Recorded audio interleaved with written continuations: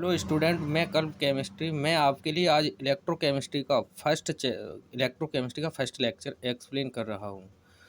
जो twelfth class के लिए बहुत इम्पोर्टेंट है और इससे अदर एग्ज़ाम में भी काफ़ी क्वेश्चन पूछे जाते हैं।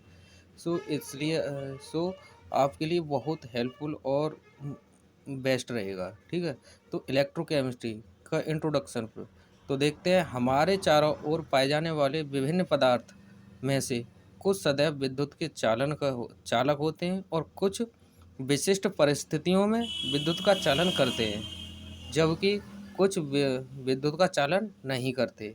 जैसे ऐसे पदार्थ जिनमें विद्युत धारा प्रवाहित हो सकती है विद्युत चालक कहलाते हैं। जैसे आयरन, सिल्वर, गोल्ड, कॉपर।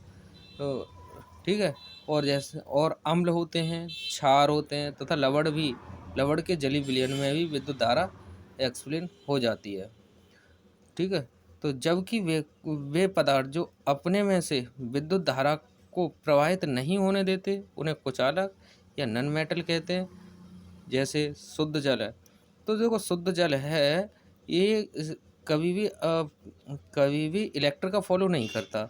जब इम्प्योर हो जाता है तो इलेक्ट्रिक का फॉलो करने लगता है। ठीक है, जैसे कांच है, रबर है आदि।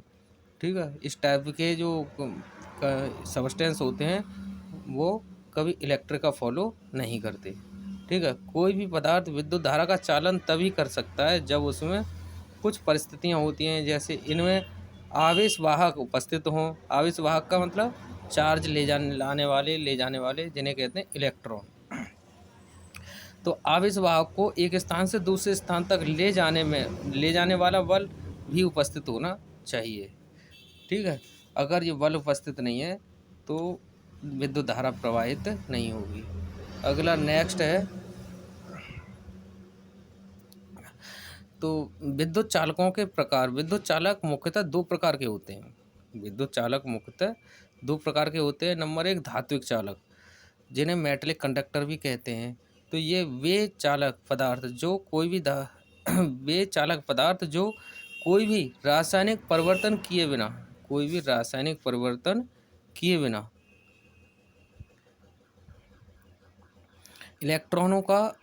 इलेक्ट्रॉनों की गति द्वारा विद्युत धारा प्रवाहित करते हैं, धात्विक चालक कहलाते हैं। जैसे मेटल है, मेटल टोटल, और जैसे नन मेटल की बात करते हो, ग्रेफाइड इसका अपवाद है, क्योंकि ग्रेफाइड हमेशा ऊष्मा का कुचालक होता है जिसमें इलेक्ट्रॉन एक स्थान से दूसरे स्थान को जाते हैं, तथा खनिज भी होते हैं। ठीक है, जहाँ आवेश वाहक का कार्य मुक्त इलेक्ट्रॉन करते हैं, जिन्हें इलेक्ट्रॉन चालक भी कहते हैं। ठीक है, इसमें क्या होता है, जैसे मेटल है हमारी, तो मेटलों में इन सभी में पदार्थ कभी घटता नहीं है। देखो सिंपल भाषा में कहें तो जैसे कि कोई भी मेटल है उसमें इलेक्ट्रिक का फॉलो हो रहा है, तो इलेक्ट्रिक फॉलो तो होती है, तो उसमें से उस मेटल का वेट कम नहीं होता। जितना मेटल लेते हैं इलेक्ट्रिक उसमें से चाहे कितना भी निकाल दी जाए, फिर भी वो वो मेटल का वेट कम नहीं होता। ठीक है, इसी टाइप से दूसरे टाइप का है विद्युत अपघटनी चालक, जिन्हें कहते हैं इलेक्ट्रोलाइटिक कंडक्टर। ऐसे पदार्थ जो जली विलयन या गलित अवस्था में मुक्त आयनों की उपस्थिति के कारण धारा का चालन करते हैं, विद्युत अपघटनी चालक कहलाते हैं। वे पदार्थ विद्युत के प्रभाव के कारण अपघटित तो हो जाते हैं, लेकिन जली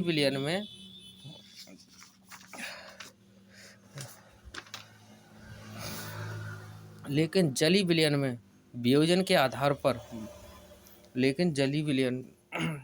जो अपघटित तो हो जाते हैं। ठीक है, और अपघटन कैसे करते हैं कि जिसमें से कोई भी इलेक्ट्रिक फॉलो की कोई विलयन होता है, और इलेक्ट्रिक फॉलो करने के साथ साथ वो क्या करते हैं, अपना वेट भी कम कर देते हैं। ठीक है, तो जैसे बैटरी होती है और सेल्स होते हैं, तो इसी के आधार पर जली विलयन में वियोजन के आधार पर विद्युत अपघटनी चालकों को पुनः दो भागों में बांटा गया है। नंबर एक, प्रबल विद्युत अपघट्य जिन्हें स्ट्रॉन्ग इलेक्ट्रोलाइट कहते हैं। ठीक है, तो वे विद्युत अपघट्य जो जलीय विलयन में या ध्रुवीय विलायकों में लगभग पूर्णतः आयनित हो जाते हैं, प्रबल विद्युत अपघट्य कहलाते हैं। जैसे NaCl, KCl, HCl, NaOH, इन्हें अगर जल में डाला जाए तो ये पूरी तरह यानी पूर्णतः अपने आयनों में टूट जाते हैं, और इतनी फास्ट टूटते हैं पता भी नहीं लगता। इसलिए इन्हें प्रबल इलेक्ट्रोलाइट वो प्रबल विद्युत अपघट्य या स्ट्रॉन्ग इलेक्ट्रोलाइट कहते हैं। ठीक है, दूसरा होता है दुर्बल विद्युत अपघट्य, जिन्हें कहते हैं वीक इलेक्ट्रोलाइट। तो वे विद्युत अपघट्य जिनके जलीय विलयन में या ध्रुवीय विलायकों में कम आयनित होते हैं, आयनन दर्शाते हैं, दुर्बल विद्युत अपघट्य कहलाते हैं। जैसे एसिटिक एसिड है, अमोनियम हाइड्रोक्साइड है, कार्बनिक एसिड आदि। ठीक है, तो इनमें इनका क्या होता है, दुर्बल विद्युत अपघट्यों का जैसे ही इन्हें जल में घोलेंगे तो ये पूरी तरह आयनित नहीं होते, और आयनित होते भी हैं तो ये काफ़ी टाइम ले लेते हैं, इसलिए इन्हें वीक इलेक्ट्रोलाइट कहते हैं। Thank you for watching.